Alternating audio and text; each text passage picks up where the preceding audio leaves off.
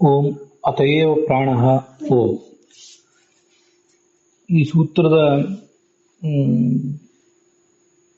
ಭಾಷ್ಯಕ್ಕೆ ಸಂಬಂಧಿಸಿದಂತೆ ಜಯತೀರ್ಥರ ತತ್ವಪ್ರಕಾಶಕ ನಾವೀಗ ನೋಡಿದ್ದೇವೆ. ಮುಂದೆ ಪದ್ಮನಾಭ ತೀರ್ಥರ ಸತ್ತರ್ಕ ದೀಪಾವಳಿ ಮತ್ತು ತತ್ವ ಪ್ರದೀಪಿಕಾ ಇವೆರಡನ್ನು ನೋಡಬೇಕಾಗಿದೆ.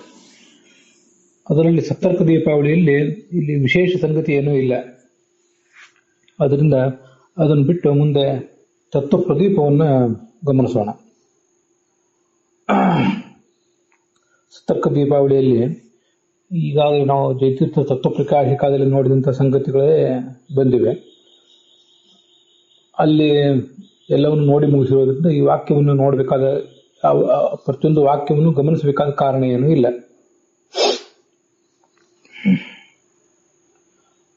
ಭುಜ್ಯತೆ ಇತಿ ಭೋಗಃ ಇತಿ ಆನಂದಸ್ಯ ಭೋಗಶಬ್ದೇನ ಗ್ರಹಣಾತ್. ಮಹಾನ್ ಭೋಗ ಪ್ರಜಾಪತೆ ಅಂತಿದೆಯಲ್ಲ, ಭೋಗ ಅಂತಂದ್ರೆ ಸಾಮಾನ್ಯವಾಗಿ ಭೋಜ್ಯ ಪದಾರ್ಥಗಳು, ವಿವಿಧ ಭೋಗಗಳನ್ನು ಅನುಭವಿಸಿದ ಅಂತ ಹೇಳ್ತಿರ್ತಾರೆ. ಅದರಿಂದ ಭೋಗ ಎಂಬ ಶಬ್ದಕ್ಕೆ ನಾನಾ ರೀತಿಯಾದ ಭೋಗ ಪದಾರ್ಥಗಳು, ಸುಖವನ್ನು ಕೊಡುವ ವಸ್ತುಗಳು ಅಂತ ಅರ್ಥ ಇರ್ತದೆ. ಆದರೆ ಇಲ್ಲಿ ಭುಜ್ಯತೆ ಅಂದ್ರೆ ಅನುಭೂಯತೆ, ಅನುಭವಿಸಲ್ಪಡುವುದರಿಂದ ಇಲ್ಲಿ ಭೋಗ ಎಂಬ ಶಬ್ದಕ್ಕೆ ಆನಂದ ಎಂಬ ಅರ್ಥವನ್ನೇ ತಗೊಳ್ಬೇಕು. ನಿಷ್ಪತ್ತಿ ಮಾಡಿ ತೋರಿಸಿದ್ದಾರೆ ಅಷ್ಟೆ. ಇದು ಸತ್ತರ್ಕ ದೀಪಾವಳಿಯಲ್ಲಿರೋದು. ಮುಂದೆ ತತ್ವ ಪ್ರದೀಪದಲ್ಲಿ ಅಲ್ಲೂ ಕೂಡ ಹೆಚ್ಚಿನ ಅಂಶಗಳೇನಿಲ್ಲ. ಈಗಾಗಲೇ ಅಲ್ಲಿ ಬಂದಿರುವಂತಹ 9 ಇಂದ್ರಿಯಗಳು ಯಾಕೆ ಅನ್ನೋದನ್ನು ನೋಡಿದ್ದೀವಿ. ಲಕ್ಷ್ಮಿ ಮತ್ತು ಶ್ರೀ ಇವರಲ್ಲಿ ತೊಡೆಯಲ್ಲಿರುವವರು ಯಾರು, ಎದೆಯಲ್ಲಿರುವವರು ಯಾರು ಅಂತ ತ್ರಿಕೃ ಪಂಡಿತರ ಟೀಕಾಕ್ಕೂ ಜಯತೀರ್ಥರ ಟೀಕಾಕ್ಕೂ ಇರುವ ವ್ಯತ್ಯಾಸವನ್ನು ಕೂಡ ನೋಡಿದ್ದೇವೆ. ತದ್ವೈ ತ್ವಂ ಇತ್ಯಾದಿ ಅಯಮರ್ಥಃ. ತ್ವಂ ಪ್ರಾಣಃ ಅಭವಃ ಕಸ್ಮಾತ್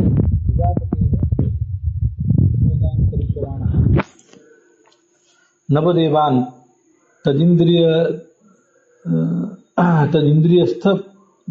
ಇಂದ್ರಿಯಸ್ಥಾನ್, ಆಯಾ ಇಂದ್ರಿಯದಲ್ಲಿರುವಂತಹ ದೇವತೆಗಳನ್ನ ಪ್ರಾಣಯ ನೀನು ಪ್ರೇರಿಸಿದ್ದಿ. ಭುಜ್ಯತೆ ಇತಿ ಆನಂದ ಭೋಗ, ಅನುಭವಿಸಲ್ಪಡುವುದರಿಂದ ಇಲ್ಲಿ ಭೋಗ ಅಂದ್ರೆ ಆನಂದ ಅಂತ ಅರ್ಥ. ಹಿಂದೆ ಸತ್ತರ್ಕ ದೀಪಾವಳಿ ಅದನ್ನು ನೋಡಿದೆ.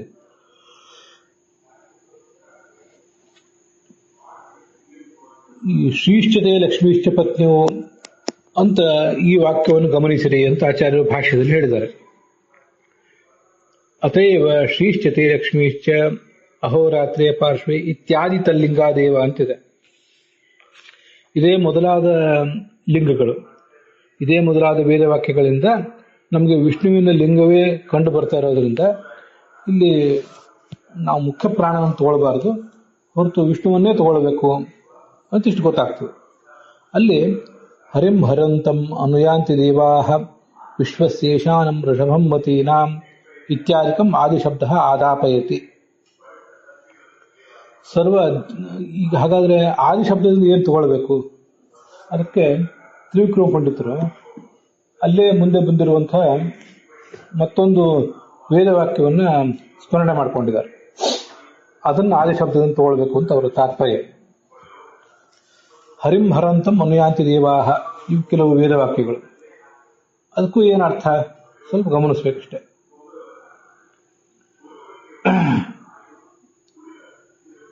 ಹರಂತಂ ಹರಿಂ ದೇವಾಹ ಅನುಯಾಂತಿ, ದೇವತೆಗಳೆಲ್ಲರೂ ಕೂಡ ಅನುಸರಿಸ್ತಾರೆ.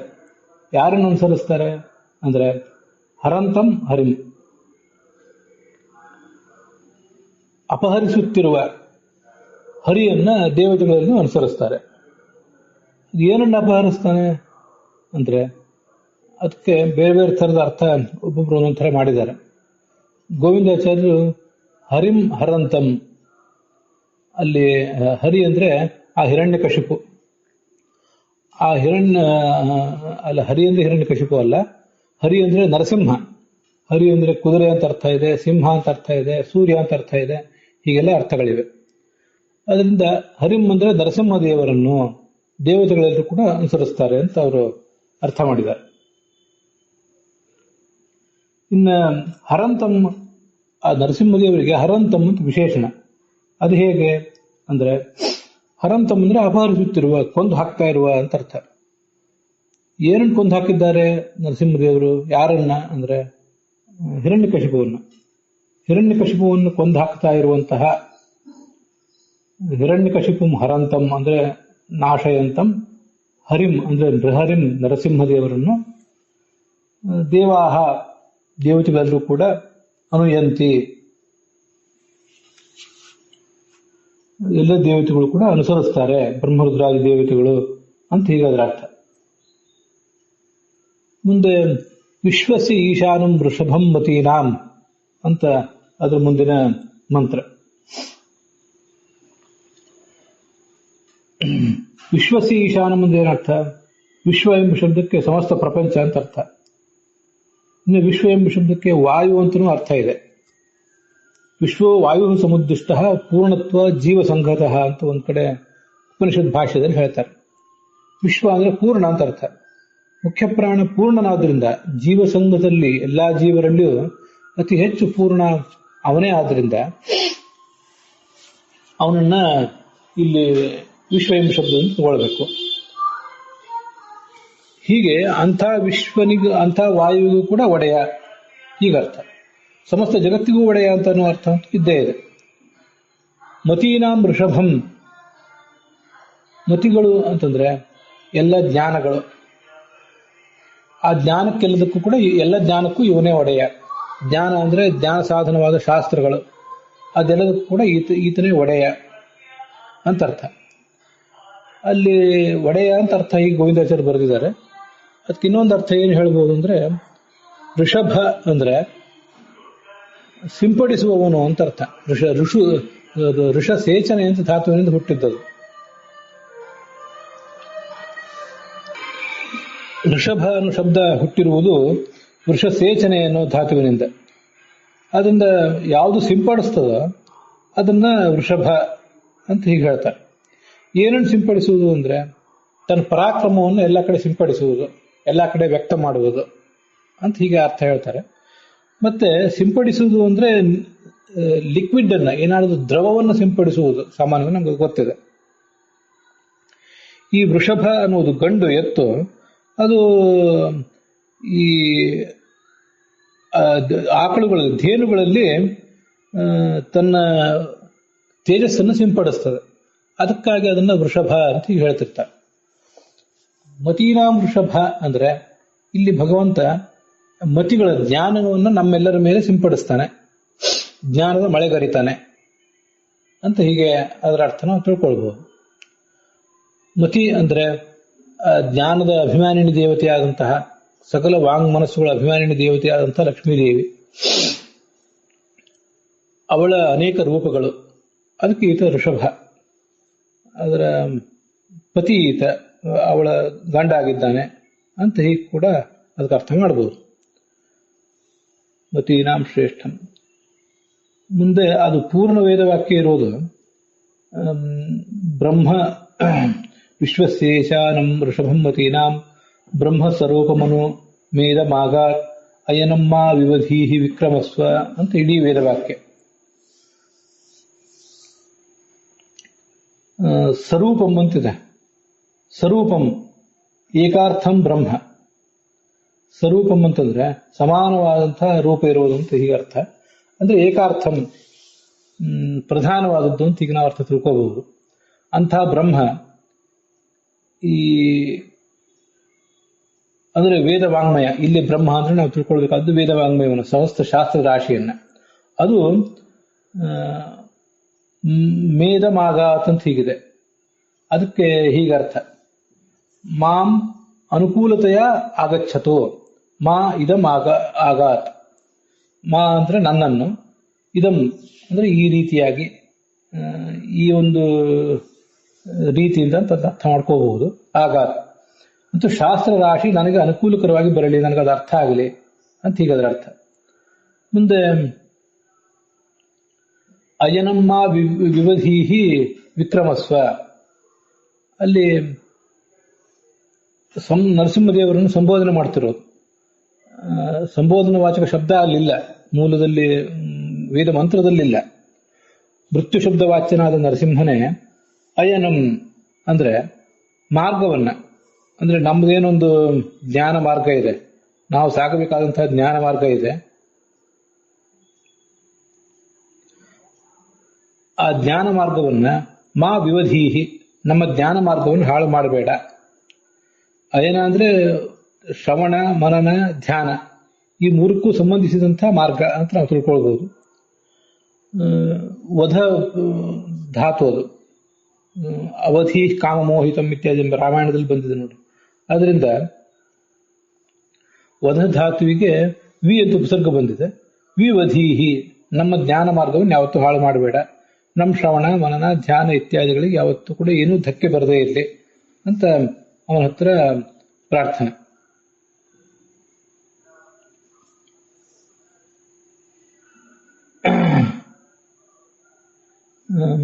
ಮಾವಿವಧೀಹಿ. ಮತ್ತೆ ವಿಕ್ರಮಸ್ವ ಅಂದ್ರೆ ಪರಾಕ್ರಮ ತೋರಿಸು ಅಂತ ಹೀಗರ್ಥ. ವಿಕ್ರಮ ಅಂದ್ರೂ ಪರಾಕ್ರಮ ಅಂದ್ರೂ ಗೊತ್ತಿದ್ದೇ ಇದೆ. ಹಿರಣ್ಯಕಶಿಪುವನ್ನು ಕೊಂದಾಗ ನೀನೇನು ಪರಾಕ್ರಮವನ್ನು ತೋರಿಸಿದ್ದಿ ಅಂತಹ ಪರಾಕ್ರಮವನ್ನು ತೋರಿಸು ಅಂತ ಹೀಗದ್ರ ಅರ್ಥ. ಜೀವ ಕವಿರೂಪ.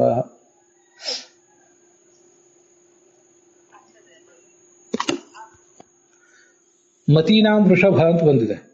ಅಲ್ಲಿ ವೃಷಭ, ಇಲ್ಲಿ ನಮ್ಗೀಗ ನಾವು ನೋಡ್ತಾ ಇರುವ ಶಬ್ದ ವೃಷಭ ಅಂತ, ವ ಅಂತಿದೆ.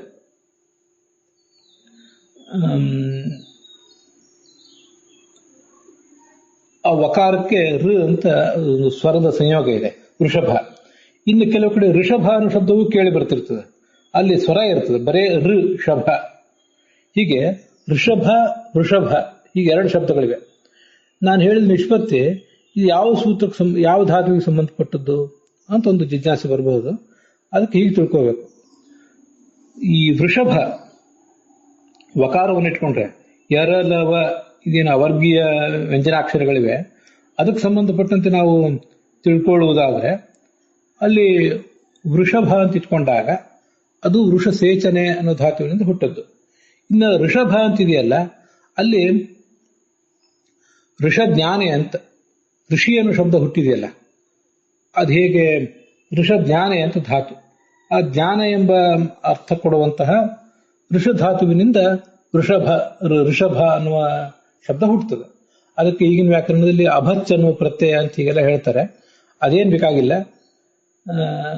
ನಾವು ಅದಕ್ಕೆ ವೃಷಭ ಅಥವಾ ಋಷಭ ಇವೆರಡಕ್ಕೂ ಕೂಡ ಧಾತು ಬೇರೆ ಬೇರೆ. ಋಷಭ ಅನ್ನುವಲ್ಲಿ ಋಗತೋ ಧಾತು, ಅದಕ್ಕೆ ತಿಳ್ಕೊಳ್ಳುವವನು ಅಂತ ಅರ್ಥ, ಸರ್ವಜ್ಞ ಅಂತ ಅರ್ಥ. ಇನ್ನ ವೃಷಭ ಅನ್ನುವಲ್ಲಿ ವೃಷಸೇಚನೆ ಅಂತ ಅರ್ಥ. ಮುಂದೆ ಭ ಅಂತಿದೆಯಲ್ಲ, ಭ ಅಂತಿರೋದಕ್ಕೆ ಭಾ ದೀಪ್ತವು ಅಂತ, ಕಂಗೊಳಿಸುವವನು ಅಂತ ಅರ್ಥ. ವೃಷಭ ಹೀಗೆ ತನ್ನ ತೇಜಸ್ಸನ್ನು ಎಲ್ಲ ಕಡೆ ಸಿಂಪಡಿಸುವವನು ಮತ್ತೆ ಕಂಗೊಳಿಸುವವನು. ಋಷಭ ಅಂದ್ರೆ ಜ್ಞಾನ ಸ್ವರೂಪನಾದವನು, ಸರ್ವಜ್ಞನಾದವನು ಮತ್ತೆ ಕಂಗೊಳಿಸುವವನು ಅಂತ. ಹೀಗದಕ್ಕೆ ಭ ಅನ್ನೋದಕ್ಕೆ ಭಾದೀಪ್ತವನು ಧಾತುವಿನ ಜೊತೆ ಅರ್ಥ ಇಟ್ಕೊಂಡು ಅರ್ಥ ಹೇಳ್ಬೋದು. ಮುಂದೆ ತ್ರಿವಿಕ್ರಮ ಪಂಡಿತರ ಮಾತಿನಲ್ಲಿ ಸರ್ವ ಅಧ್ಯಾತ್ಮ ಉಪಲಕ್ಷಣಾರ್ಥ ಪ್ರಾಣಶಬ್ದ, ಎಲ್ಲ ಅಧ್ಯಾತ್ಮ ವಾಚಕ ಶಬ್ದಗಳೇನಿವೆ ಆ ಎಲ್ಲಾ ಶಬ್ದಗಳನ್ನು ನಾವಿಲ್ಲಿ ಸೂಚನೆ ಮಾಡಬೇಕು, ಎಲ್ಲಾ ಶಬ್ದಗಳನ್ನು ನಾವು ಸ್ವೀಕಾರ ಮಾಡಬೇಕು. ಆ ಎಲ್ಲಾ ಶಬ್ದಗಳಿಂದಲೂ ಭಗವಂತ ವಾಚ್ಯ ಅನ್ನೋದನ್ನು ತಿಳ್ಕೋಬೇಕು. ಅದನ್ನು ಪ್ರಾಣ ಎಂಬ ಶಬ್ದ ನಮಗೆ ತಿಳಿಸಿದೆ. ಅದ್ಯಾವುದು ಅಂದ್ರೆ ಪ್ರಾಣಾಪಾನ ಮೊದಲಾದ 5 ಅವಂತೂ ಸರಿಯೇ. ಚಕ್ಷುಶ್ರೋತ್ರ ಮೊದಲಾದ 5, ಹಸ್ತಪಾದಾದಿ ಅವು 5, ಕಂಠ ಮೊದಲಾದ ಅವಯವ ವಾಚಕ ಶಬ್ದಗಳು, ತ್ವಕ್ ಮೊದಲಾದ ಸಪ್ತಧಾತು ವಾಚಕ ಶಬ್ದಗಳು, ಇವೆಲ್ಲ ಶಬ್ದಗಳನ್ನು ಭಗವಂತನಿಂದ ಸಮನ್ವಯಿಸಿ ತಿಳ್ಕೋಬೇಕು ಅಂತ ಗೋವಿಂದಾಚಾರ್ಯ ಅದಕ್ಕೆ ವಿವರಿಸಿ ಅರ್ಥ ಬರೆದಿದ್ದಾರೆ. ಹೀಗೆ ಸಪ್ತರ್ಕ ದೀಪಾವಳಿ ನೋಡಿದ್ದೀವಿ, ಮತ್ತೆ ತತ್ವ ಪ್ರದೀಪ ನೋಡಿದ್ದೀವಿ.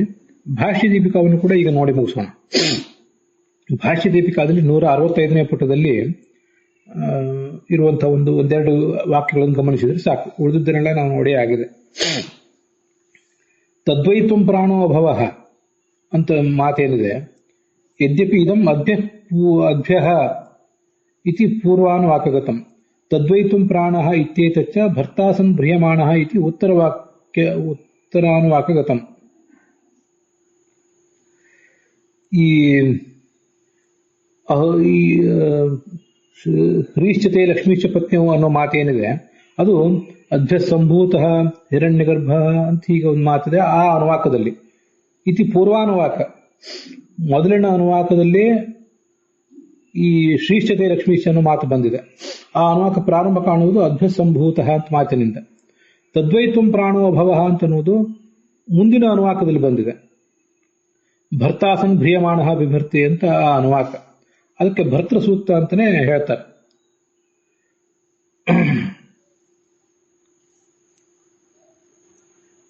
ಆದಿ ಶಬ್ದದಿಂದ ಏನನ್ನು ತಗೊಳ್ಬೇಕು ಅಂದ್ರೆ ಹರಿಂ ಹರಂತಂ ಅನುಯಂತಿ ದೇವಾ ವಿಶ್ವಸೇಶಾನಂ ವೃಷಭಂ ಮತೀನಾಂ ಅನ್ನೋ ಮಾತನ್ನು ತಗೊಳ್ಬೇಕು.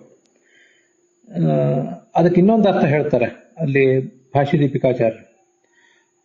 ಹರಂತಂ ಅಂದ್ರೆ ಸರ್ವ ಬುದ್ಧಿ ನಿಯಂತಾರಂ, ಎಲ್ಲರ ಬುದ್ಧಿಗಳಿಗೂ ಪ್ರೇರಕನಾದಂತಹ ಜಗತ್ಪತಿಯಾದ ಸರ್ವ ಸಂಹರ್ತಾರನಾದಂತಹ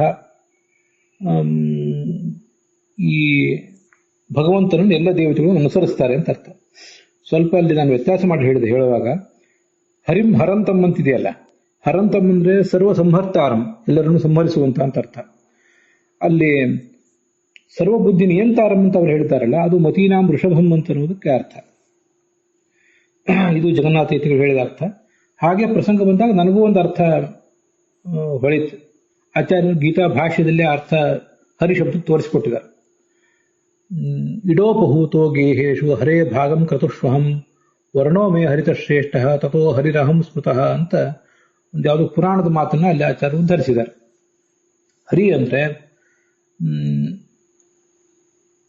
ಇಡೋಪಹೂತ, ಇಡ ಅಂತ ಒಂದು ವೇದ ಮಂತ್ರ ಇದೆ. ಅದ್ರ ಹಿಂದೆ ಮಹಾಭಾರತ ಪ್ರವಚನದಲ್ಲಿ ಹೇಳಿದ್ದೆ, ಈಗ ನೆನಪಿಗೆ ಬರ್ತಿಲ್ಲ. ಅಂತೂ ಆ ವೇದ ಮಂತ್ರದ ಮೂಲಕ ನಾವು ಭಗವಂತನನ್ನು ಕರೆದರೆ, ಉಪಹೂತ ನಾವು ಭಗವಂತನನ್ನು ಕರೆದರೆ, ಹರೇ ಭಾಗಂ ಕ್ರತುಷ್ವಹಂ ಗೇಹೇಶು, ಪ್ರತಿಯೊಂದು ಮನೆಗೂ ಕೂಡ ಭಗವಂತ ಬರ್ತಾನೆ.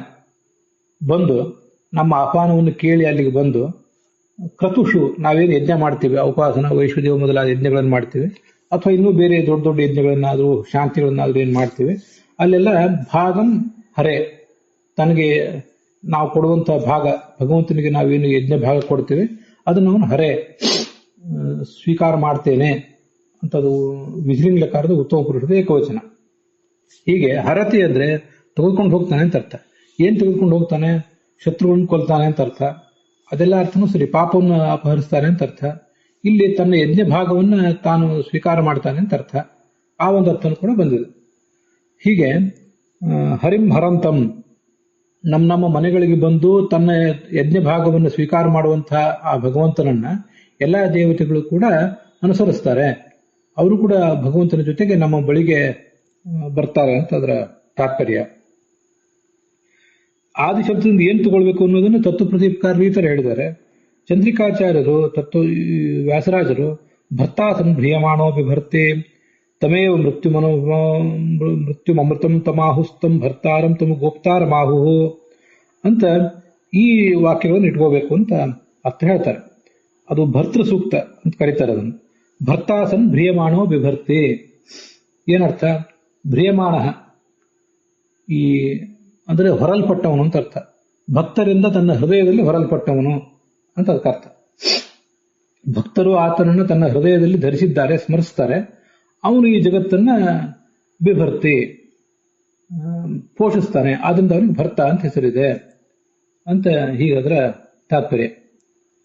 ಇನ್ನ ತಮೇವ ಮೃತ್ಯುಂ ಅಮೃತಂ ತಮಾಹುಹು, ಆ ಭಗವಂತನನ್ನೇ ಮೃತ್ಯು ಅಂತ ಹೇಳ್ತಾರೆ, ಸರ್ವ ಸಂಹಾರಕ ಅಂತ ಹೇಳ್ತಾರೆ, ಅಮೃತ ಮೋಕ್ಷದಾಯಕ ಅಂತ ಹೇಳ್ತಾರೆ. ತಮ್ ಭರ್ತಾರಂ, ಅವನು ಜಗತ್ತಿಗೆ ಪೋಷಕ ಅಂತ ಹೇಳ್ತಾರೆ. ತಮ್ ಉ ಅಂದ್ರೆ ನಿಶ್ಚಯ ಅಂತ ಅರ್ಥ. ಕೋಪ್ತಾರಂ ಸರ್ವಕ್ಕೂ ರಕ್ಷಕ ಅಂತ ಅರ್ಥ ಹೇಳ್ತಾರೆ ಅಂತ ಆ ಶಬ್ದಗಳಿಗೆ ನಾವು ಆ ವೇದವಾಕ್ಯಗಳ ಅರ್ಥ ತಿಳ್ಕೋಬೇಕು. ಅಲ್ಲಿಗೆ ಈ ಭಾಗ ಸಮಾಪ್ತವಾಗಿದೆ.